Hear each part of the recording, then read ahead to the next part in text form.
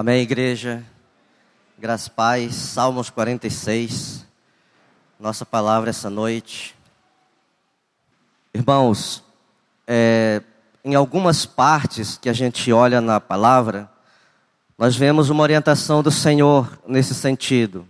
Aquietar, parar, sossegar, calar. Isso diz muita coisa ao nosso coração. Porque muitas vezes a gente realmente está tão atribulado, tão angustiado, está tão apertado que a nossa tendência é a gente fazer aquilo que o nosso coração quer, o nosso braço quer dar uma ajuda para Deus, e a gente normalmente erra nisso porque nós não ouvimos a palavra do Senhor. Então nessa noite o Senhor fala ao teu coração: aquieta-te, para. Fica calado. E muitas vezes nós vamos entender isso na palavra do Senhor. E hoje nós vamos entender também por que o Senhor nos orienta. Por que o Senhor nos fala isso. E é interessante, queridos, que quando nas adversidades, quando nas perseguições, quando nas lutas, quando nas perdas que nós passamos, a nossa pergunta sempre vai ser: onde está Deus? Onde está Deus? O que Ele está fazendo? Por que Ele não me livrou? Por que Ele não me guardou? Por que Ele não me protegeu? Por que isso aconteceu comigo? Sempre vem uma pergunta. Será que Ele mesmo está comigo? Será que Ele não me abandonou? Será que Ele não se esqueceu de mim? Será que Ele quer mesmo me salvar? Será que esse Deus que nós ouvimos, que nós lemos, Ele é maior do que os outros deuses? Sempre há uma pergunta para o nosso coração. Sempre há uma pergunta, em relação às coisas que acontecem em nossas vidas, principalmente quando nos sentimos apertados, principalmente quando nos sentimos assim, realmente perseguidos, acossados de alguma forma. A nossa pergunta vai ser: onde estava o Senhor? Isso não é só nosso. A gente lê na Bíblia muitas vezes os profetas falando assim: por que estás abatido a minha alma? Senhor, os meus inimigos me perseguem. Senhor, eles são mais fortes do que eu. Senhor, eles estão me destruindo. Salmo 18 fala muito. Então, assim, todas as vezes que essas coisas acontecem, a nossa pergunta para Deus vai ser assim. Mas a resposta de Deus para a nossa vida, para o nosso coração, vai ser sempre assim: eu estava no mesmo lugar quando meu filho foi crucificado, o seu sangue derramado para perdoar os seus pecados. Talvez a gente não entenda muita dessas situações que a gente passa. Talvez a gente não tenha essa condição, essa percepção de entender o que Deus realmente está fazendo. E nessa mensagem que a gente vai trazer, o título é Deus Extravagante. E a gente só pode realmente ver as coisas extravagantes de Deus se nós formos adoradores extravagantes. Uma vez meu irmão, que é membro da Igreja da Paz, em Boa Vista, ele nos mandou um vídeo em que um filho de um irmão daquela igreja excepcional, quando termina o culto, ele fica alguns minutos, algumas horas, louvando ao Senhor, com as mãos levantadas, de joelho, muitas vezes prostrado, e as pessoas estão saindo, e o culto, e a igreja está fechando, mas ele está lá. Sabe quanto tempo nós levamos diante da presença de Deus? Qual tem sido o limite da nossa adoração? Como tem sido a nossa entrega? Como tem sido o nosso culto? Como tem sido o nosso louvor? Apenas 40 minutos? 1 hora? Quanto tempo nós temos colocado diante do Senhor? 10 minutos? 1 hora? 2 horas? 3 horas? E de repente nós dizemos que adoramos ao Senhor. E de repente nós falamos para Ele que nós estamos dando tudo para Ele. Quantas vezes as lutas vêm em nossa direção e nós queremos nos afastar, queremos abandonar o Senhor. E nós dizemos que Ele é o Deus das nossas vidas, nós dizemos que Ele é o nosso refúgio, que Ele é a nossa fortaleza, que Ele é o nosso socorro presente no tempo da tribulação, que Ele é o nosso baluarte, que Ele é a nossa rocha, o nosso rochedo. A resposta, queridos, é aquilo que você realmente tem feito. Como você tem se colocado diante desse Deus? Você tem realmente buscado, tem temido, tem se aliançado com Ele? Você tem ouvido a sua palavra e tem seguido? Quando nós adoramos ao Senhor de uma forma assim extravagante, nós andamos na dispensação do Espírito. E nós só podemos entender muitas coisas que acontecem em nossas vidas, andando na dispensação do Espírito. E aí nós podemos ver realmente esse alinhavo de Deus, esse tecer de Deus sobre as nossas vidas, que daqui nós não conseguimos perceber. Só quando nós estamos no alto, é que nós olhamos para baixo e vemos como Ele está tecendo, como Ele está montando esse quebra-cabeça da vida de cada um de nós, do nosso dia a dia, dos nossos contatos, dos nossos relacionamentos. E nós vamos entender por que as coisas acontecem e a gente não vai mais temer de nos afastar do Senhor. O Êxodo, capítulo 14, versículo 21 e 22, especialmente no versículo 1 desse capítulo, o Senhor fala para Moisés assim: olha, Moisés, para esse povo e retroceda. Moisés estava tirando o povo do Egito, levando para Canaã, terra prometida. Havia uma caminhada, 38 anos que ele estava caminhando no deserto, 2 anos estavam separando eles da terra prometida.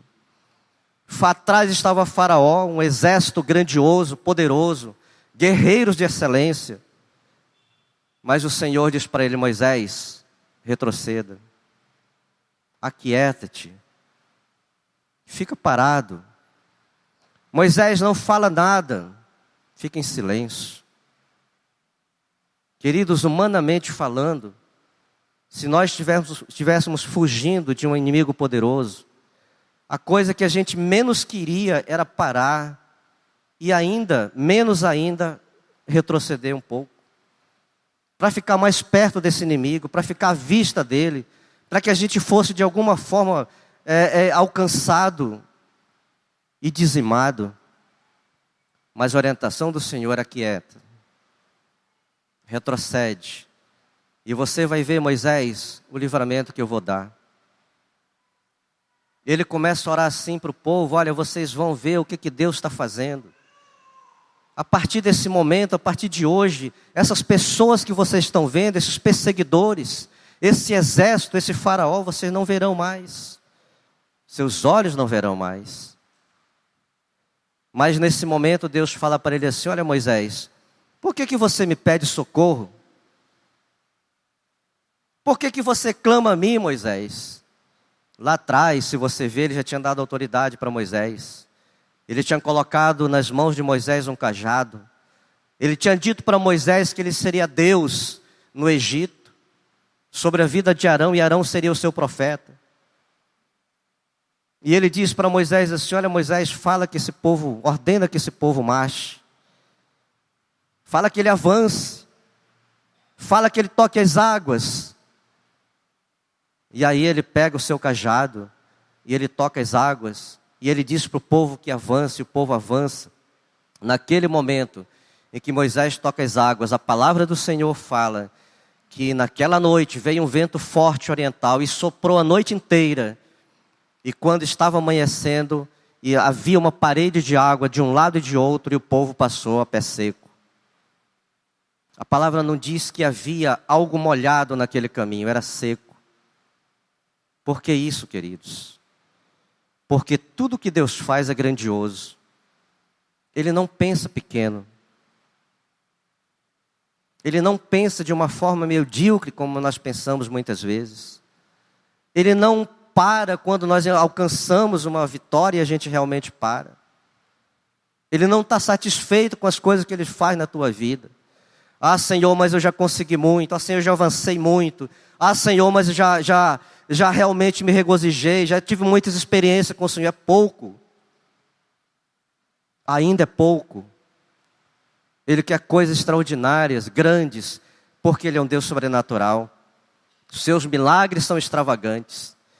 Você não vai ver nada na palavra de Deus dizendo que foi uma coisa pequena, foi um milagre pequeno que alguma pessoa fez. Tudo é extravagante. Mas você só vai perceber se você for também um adorador extravagante. Sem isso, você vai estar no limite da terra. E aí a gente não consegue alcançar isso. Um outro texto também, Josué 3, 15 e 16, a palavra fala que eles estavam chegando em Canaã. Havia mais um obstáculo, o último, ou pelo menos o penúltimo deles. Jordão. A palavra de Deus diz que Jordão naqueles dias estava transbordando de ribanceira a ribanceira. Ele não esperou que Jordão apenas ficasse no curso do rio, mas ele queria algo que mostrasse realmente o sobrenatural dele.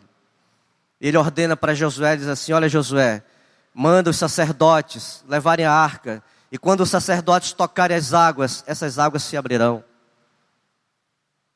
E certamente, que quando Josué fala para eles, e que eles caminham, e que eles tocam aquelas águas, diz a palavra do Senhor, que do lado de cima, as águas se tornaram num montão, numa parede, se tornaram como se fosse uma barreira, e do lado de baixo ela escoou para o lado do Mar Morto. Tem um teólogo, John Stott, conhecedor das histórias de Israel, uma pessoa realmente muito íntima das coisas, da geografia de Israel. Ele fala que o curso do Jordão não é só água. Tem parte do Jordão que é lama. E é exatamente por isso que quando Naamã se encontra com Eliseu, e que Eliseu manda Naamã tomar banho naquele rio Jordão, ele questiona: mas por que o Jordão? Por acaso lá na Síria, em Damasco, não tem rios melhores que o Jordão, águas mais limpas? Porque o Jordão não era só água.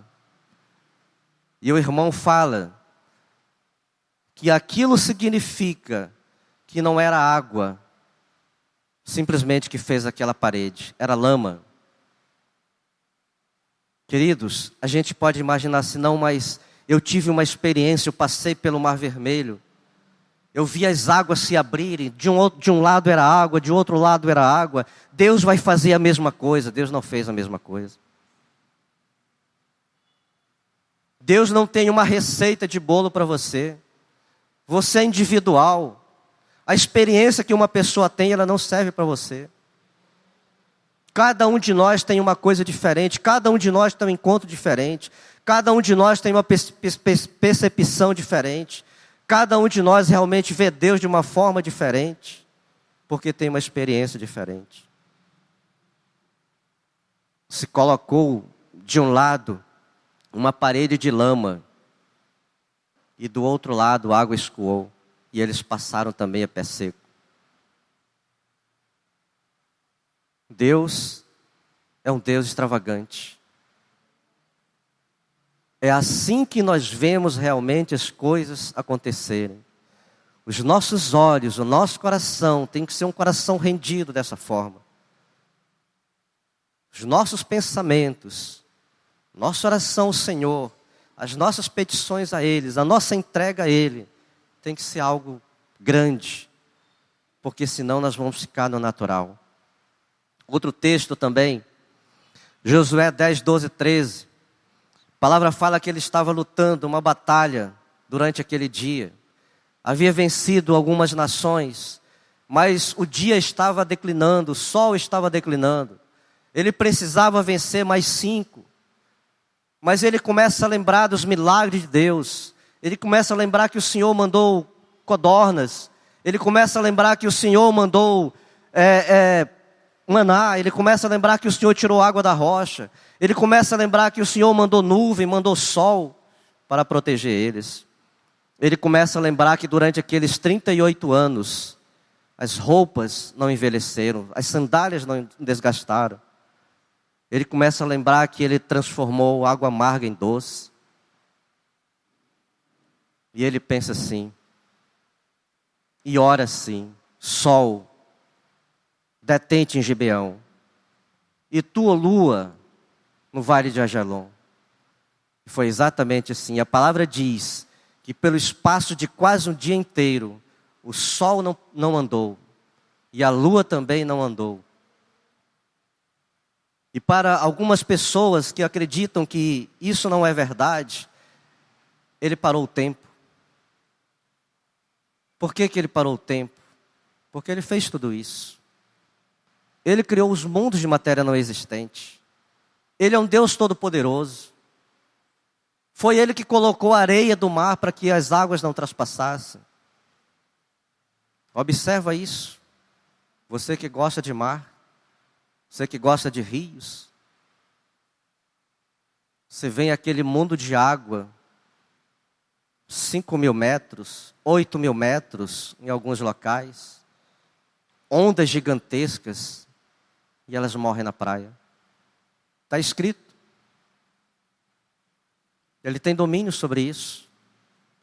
Uma das coisas interessantes, queridos, é que Deus, Ele se envolve com as questões das suas criaturas.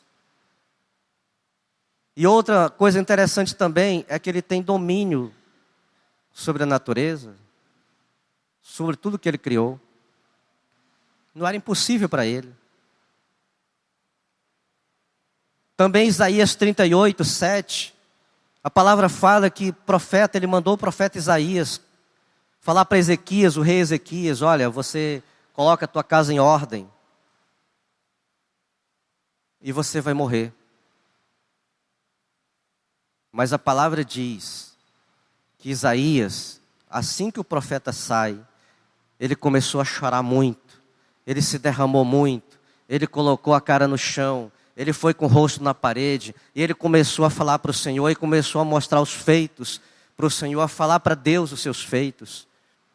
E a palavra também diz que antes que Isaías, profeta, saísse das cercanias do reino, que ele voltasse e dissesse para Ezequias, olha, eu vou te dar 15 anos de vida. Mais uma vez vem o sentimento de um adorador natural. Mas Senhor, como isso vai acontecer?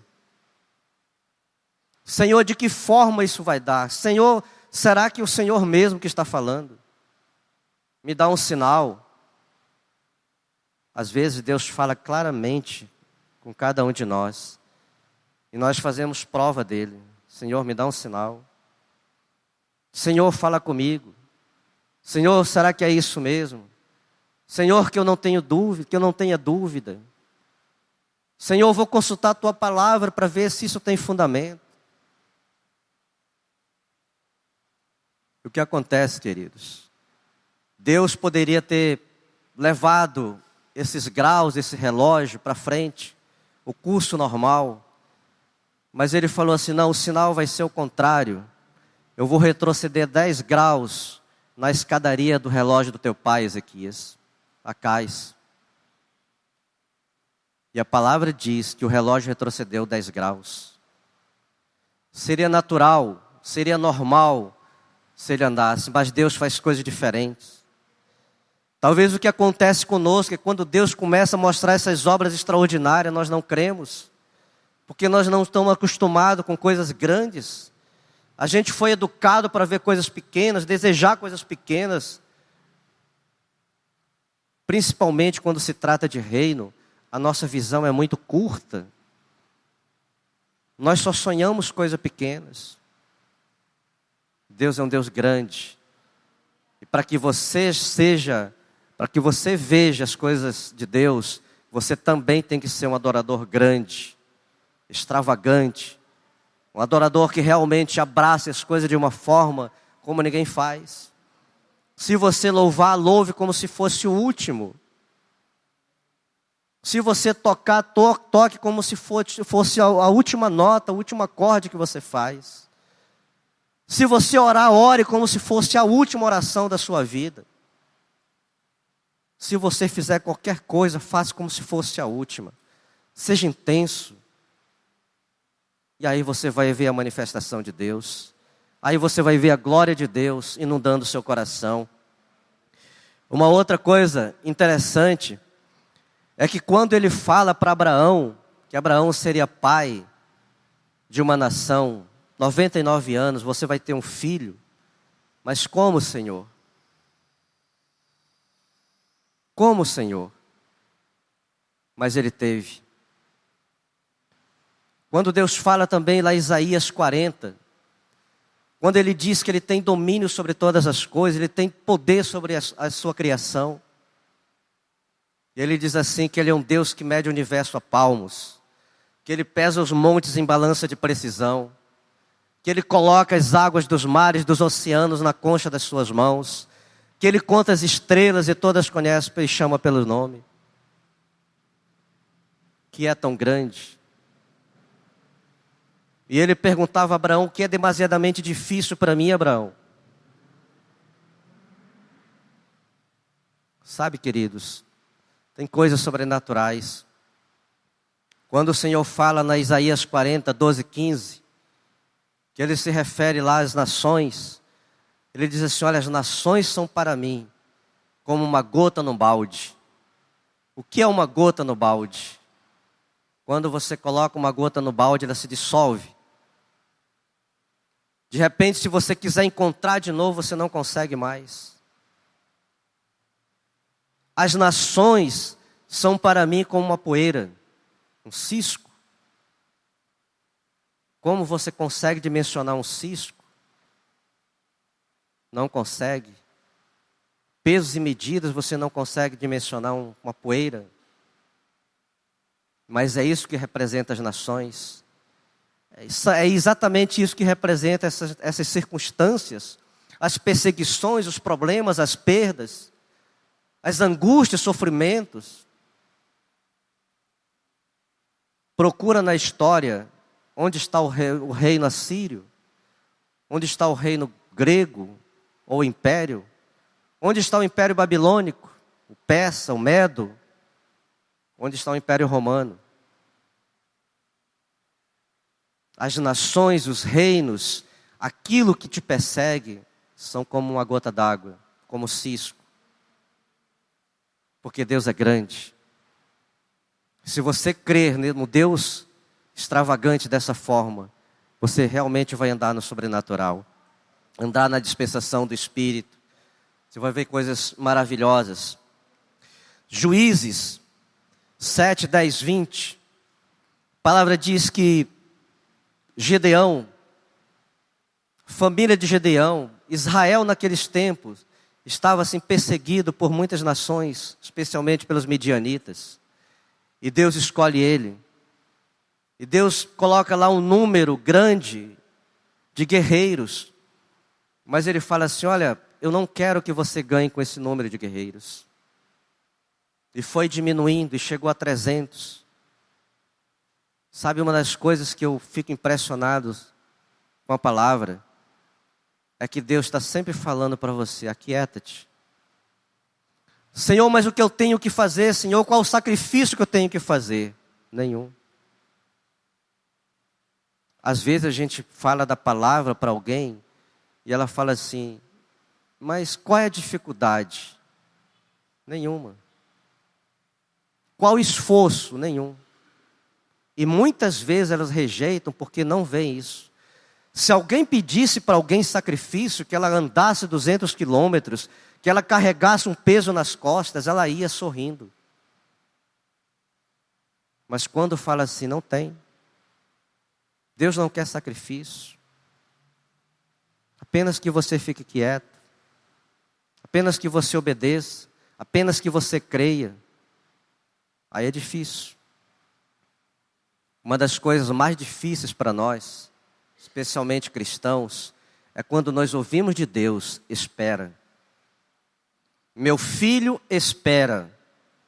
Porque se Ele dissesse: você vai, você luta, você guerreia, né, você briga, você faz qualquer coisa, todo mundo ficaria satisfeito e iria. Mas quando Deus fala: espera, é complicado. Passa 24 horas, passa 72 horas, passa uma semana, passa um mês, passa um ano, 38 anos, 40 anos. O que eu vou fazer, Senhor? Onde está o Senhor? Será que o Senhor esqueceu da gente? Será que o Senhor nos trouxe para esse deserto para nós morrermos aqui onde não tem sepultura? Será que o Senhor nos trouxe aqui para nós passarmos fome? Lá não era melhor? Lá a gente não tinha casa, lá a gente não tinha comida. Onde está Deus? Essa pergunta, ela vai estar sempre no nosso coração. quando nós tomamos uma decisão, não consultamos a Deus, e depois a gente vê as coisas dando errado, desencaminhando, nós sempre perguntamos: onde estava Deus? Por que o Senhor não falou comigo? Nós não perguntamos. Nós não buscamos Ele. E se Ele falou, nós não quisemos ouvir. Onde está o Senhor? A palavra fala que Gideão desceu com 300 homens. E levou cântaros, e levou tochas, e levou buzinas. E ele imaginou assim: é impossível ganhar essa guerra com 300 homens. Mas Deus queria algo mais dele. Não ganharia com 300 homens. Eles não lutariam. Deus estava naquela batalha. Tem batalha que não é nossa, tem batalha que é Deus, é dele. Ele falou para Josafá a mesma coisa: essa luta, essa guerra, Josafá, não é tua, é minha. Fica quieto. A única coisa que você vai fazer é louvar o Senhor, louvar a mim. Gideão, fica quieto, essa batalha é minha. Eu luto por Israel. E diz a palavra que em determinado momento, eles quebraram aqueles cântaros, as tochas apareceram, as buzinas tocaram, e aquele grande exército que estava ali começou a brigar entre eles e se matar. E eles não fizeram nada. Assim como muitas vezes, quando nós ouvimos a palavra do Senhor e obedecemos, Ele faz. Quando nós percebemos problemas estão resolvidos, quando nós atinamos, as coisas estão resolvidas, os litígios estão em consenso, estão resolvidos. Aquietai-vos e sabei que eu sou Deus. Fiquem parados, fiquem em silêncio. Foi isso que Deus também falou para Josué quando entrou em Canaã. Naquelas muralhas, fique quieto, não fale nada. Às vezes as nossas palavras não ajudam, só atrapalham. São as emoções, são os momentos, são os sentimentos, a pressão do momento. Fica quieto, não fala nada. Para. Antes que você faça qualquer coisa, pare. Aquieta o teu coração. Tiago 5:17 e 18. A palavra fala que Elias era um homem como eu e você. E ele orou naquela época. E por 3 anos e 6 meses não houve chuva em Israel. Para que Deus manifestasse a sua palavra e a sua glória naquele local. E depois Isaías orou de novo e a chuva veio. Que é difícil para você e para mim? O que é complicado para você e para mim? Obediência. Se nós obedecermos ao Senhor, se nós realmente assim nos portarmos assim diante dEle, aquilo que Ele diz na sua palavra certamente aconteceria. Não acontece porque nós não somos obedientes.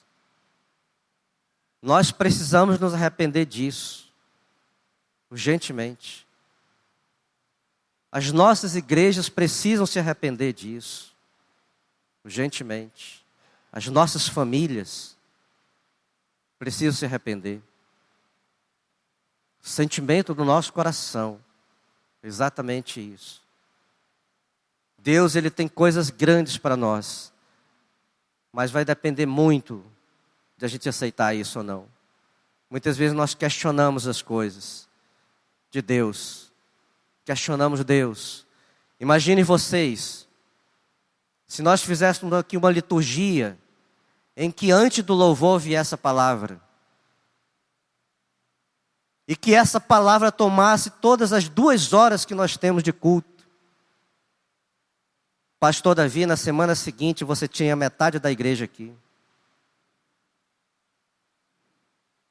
Vamos imaginar que Deus ministre no coração que não tenha palavra. Seja culto, seja louvor. Na semana seguinte havia muitas pessoas questionando. Nós precisamos nos arrepender. Nós precisamos olhar como Deus olha, ver como Deus vê, sentir como Deus sente.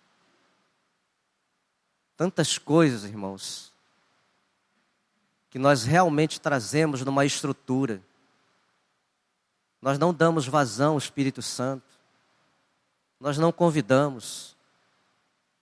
Nós não pedimos que Ele faça parte do nosso momento.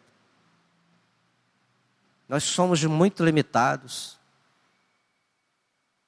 Sabe, outro dia eu vi um negócio interessante. As coisas começam a acontecer.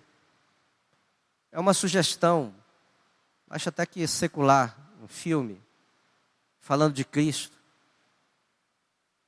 Mas só o fato de o Senhor aparecer naquele lugar, as pessoas já estavam quebrantadas. Só o fato de Ele se aproximar, as pessoas já estavam chorando. Às vezes a gente fala, às vezes a gente ora, às vezes a gente louva, mas o coração continua do mesmo jeito. A igreja de Laodiceia, queridos, exatamente eles dizem, os estudiosos, que é a igreja da nossa época, dos nossos tempos. Uma igreja que tem dinheiro, uma igreja que não tem perseguição, uma igreja que não tem ninguém fazendo nada com ela, mas uma igreja triste, uma igreja sem alegria, uma igreja apática, uma igreja que não glorifica, uma igreja que não se coloca diante do Senhor de uma forma adoradora. E tem um texto lá, nessa carta à igreja de Laodiceia, ele fala assim: olha, eu te aconselho que você compre de mim o que você precisa. Você diz que é rica, que é abastada, mas eu digo que você é pobre, que você é nua. Eu te aconselho que você compre de mim a roupa e o colírio que você precisa, e o ouro que você precisa. O que isso diz para a gente, irmãos? Ele está sempre dizendo que a fonte da igreja que ela tem que buscar é Ele. Senhor, o que nós vamos fazer hoje? Pergunta para Ele. Outro dia eu falei aqui, a gente estava orando, e de repente veio um sentimento muito forte no meu coração, e também uma palavra que a gente tinha lido algum tempo atrás. Antes que você escolha as músicas para a congregação, escolha para Deus. Antes que você toque aqui na frente, toque para Deus. Pregador, antes que você pregue, escolha o seu sermão, escolha para Deus. E antes que você pregue, pregue para Deus. Aconselho-te que de mim é a fonte. Importante, eu acho muito importante, tremendo isso na palavra, que ele sempre está dizendo assim, ele nunca fala eu determino, eu exijo, eu mando, mas eu sugiro, eu aconselho que você faça isso. Você ouve, você aceita ou não, ou rejeita. Mas saiba que tudo que você fizer na vida, como indivíduo, como família ou como igreja, você vai estar sempre ouvindo uma voz desse jeito. Eu aconselho.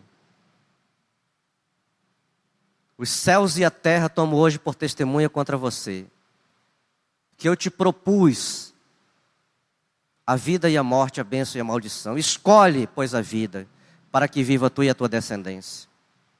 Eu propus, eu não determinei, eu não exigi. Escolhe, eu não te mando. A opção é sua, a decisão é sua, a escolha é sua. Aconselho-te que de mim compre ouro refinado. A fonte, queridos, vai ser sempre Cristo. O que nós vamos fazer? Vamos buscar no Senhor. Quanto tempo de oração? Vamos buscar no Senhor. Para onde essa igreja vai? Vamos buscar no Senhor. Qual é a missão dela? Vamos buscar no Senhor. Isso realmente é para um Deus extravagante, de um adorador extravagante. A aliança, o contrato de Deus conosco não está fundamentado apenas na promessa de Ele ser o nosso Deus, mas no fato de nós obedecermos ao Senhor.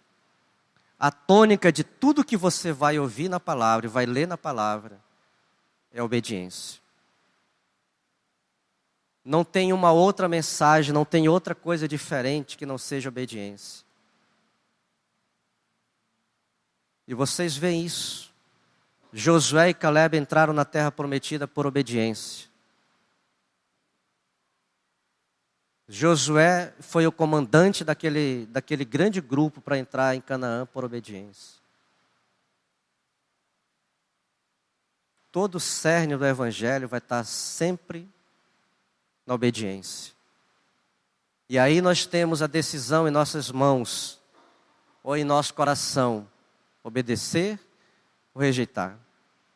Querer fazer do meu jeito ou da forma que Deus orienta. Da forma que Ele sugere, da forma que Ele escolhe, da forma que Ele propõe. Senhor, é pesado demais. Mas se a escolha for do Senhor, vai ser bênção. Se você ainda não ouviu o testemunho da Ana Paula Valadão, meninos e meninas, ouça. É um negócio impactante.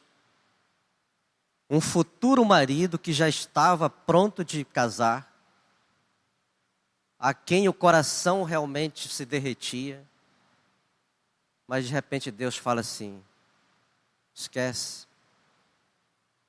Se você perguntar a Deus, talvez isso a gente não faça porque nós tememos a resposta, pastor Adonai. Mas se você perguntar a Deus: Senhor, o que eu faço disso? Deixa. Um dia os irmãos lá em Neemias, quando eles saíram, Israel estava passando um momento difícil. Eles resolveram perguntar a Deus assim: Senhor, o que nós fazemos com essas esposas? Ele fala assim: despede. Senhor, e os filhos? Despede. Por quê? Casaram com mulheres estrangeiras, de outras nações, que Deus não tinha permitido. Estava escrito. Senhor, o que é que eu faço? Foi o que ela perguntou para Deus. E Deus falou claramente. E ela se casou com uma pessoa que não era do seu coração, mas que foi uma pessoa certa na vida dela. Testemunho dela. Então, queridos, nosso contexto de igreja não é diferente. Aqui também é um casamento. Pastor se divorcia da igreja. A igreja se divorcia de pastor. Muitos membros vão embora. Muitos pastores deixam a igreja. É um rompimento, é um divórcio. Pergunta para o Senhor. Seja um adorador assim, tudo que você fizer, pergunte para Ele. Principalmente antes, para que mais tarde você não tenha uma resposta de Deus muito dura. Tem um texto também, queridos, que a gente usa muito, nós gostamos muito de pegar os textos que nos interessam. Tipo, se eu continuar infiel, Deus continua sendo fiel, porque Ele não pode negar a si mesmo. Verdade? Verdade. Mas atenta bem para isso. Se eu continuar infiel, Deus continua sendo fiel. Ele não vai mudar porque eu sou infiel. O padrão dele não vai cair porque eu sou infiel. Ele não vai arredar 1 milímetro porque eu sou infiel. palavra dele vai se cumprir na minha vida, quer eu queira, quer eu não. Os caminhos que ele preparou para mim, os dias que ele contou para mim vão ser retos. Ele não vai abrir mão disso. Eu posso escolher realmente o que eu quero fazer. Mas ele tem o seu projeto para mim. Ele tem os seus caminhos. Ele fala nos Salmos que os nossos dias foram escritos e todos bem contados. Por que eu estou passando por isso? Onde está Deus? Eu escolhi. Não foi a escolha dele, foi minha. E o que esses irmãos experimentaram, que Moisés, o que Josué, o que Gedeão, o que Josafá, o que Ezequias, o que Elias, o que Eliseu, e tantos outros, Daniel, José, tantos outros experimentaram assim, esse sobrenatural de Deus. Qual a diferença deles? O que fez diferença para eles? Realmente se lançaram diante de Deus. Eles obedeceram aquilo que Deus orientou. Eles foram a fundo. Eles não colocaram condição, eles não colocaram alguma situação para que Deus não agisse daquela forma. Simplesmente eles obedeceram. Senhor, se o Senhor diz que eu tenho que retroceder, eu retrocedo. Se o Senhor diz que eu tenho que parar, eu paro. Quando o Senhor diz que eu tenho que avançar, eu avanço. Tenho o exército na minha frente. De um lado tem o deserto, do outro lado tem uma montanha, na frente tem o mar, atrás tem Faraó. Mas o Senhor está dizendo que eu marche, então eu vou marchar. E eu creio que essas águas vão se abrir, elas se abriram. Senhor, esse Jordão está transbordando de uma margem a outra. Mas o Senhor diz que quando os pés do sacerdote tocarem, eles vão se abrir. E um montão de água vai se colocar de um lado e de outro. E assim foi feito. Senhor, são 4 nações, são 3 nações guerreando comigo. Eu vou vencer com 300 homens. Mas o Senhor diz, e olha que ele duvidou, querido, Gedeão duvidou. Ele fez prova de Deus por 2 vezes. E Deus mostrou para ele por sinais. E na 3ª vez ainda a palavra diz que o coração dele ainda não estava acreditando naquilo que Deus falava. Ele diz assim, olha Gedeão, quando você descer o arraial, você vai ouvir uma palavra. Alguém vai estar falando. Vai te contar um sonho. E quando ele chega no arraial, alguém está falando um sonho que teve naquela noite. Sabe, queridos, muitas vezes nós estamos assim fazendo provas e mais provas, né, pedindo sinais e mais sinais. Deus é claro conosco, mas nós estamos insistindo com Ele. Sim, nós queremos ver. Assim como o Balaão. Senhor, eu quero abençoar, eu quero amaldiçoar Israel. Não te permito, Senhor, mas eu, assim, só um momento. A insistência, Deus é claro naquilo que Ele fala. Então que fique, amados, no coração, no nosso coração. Essa palavra realmente você possa construir ao longo dos dias. Você possa realmente meditar nesses textos. Ver como Deus foi assim maravilhoso com esses irmãos, com essas nações, com Israel especialmente. Como o Senhor é um Deus grande e poderoso. E como as coisas que nós passamos são tão pequenas. São tão pequenas que não vale a pena a gente realmente deixar o Senhor, se afastar do Senhor por coisas tão pequenas, insignificantes. Se você olhar no contexto todo, é muito pequeno. Então que Deus te abençoe, que Deus abençoe essa igreja, que Deus abençoe as nossas vidas, que Deus abençoe as nossas famílias, que a gente tenha realmente um arrependimento genuíno, para que a gente possa andar na dispensação do Espírito. Em nome do Senhor Jesus Cristo.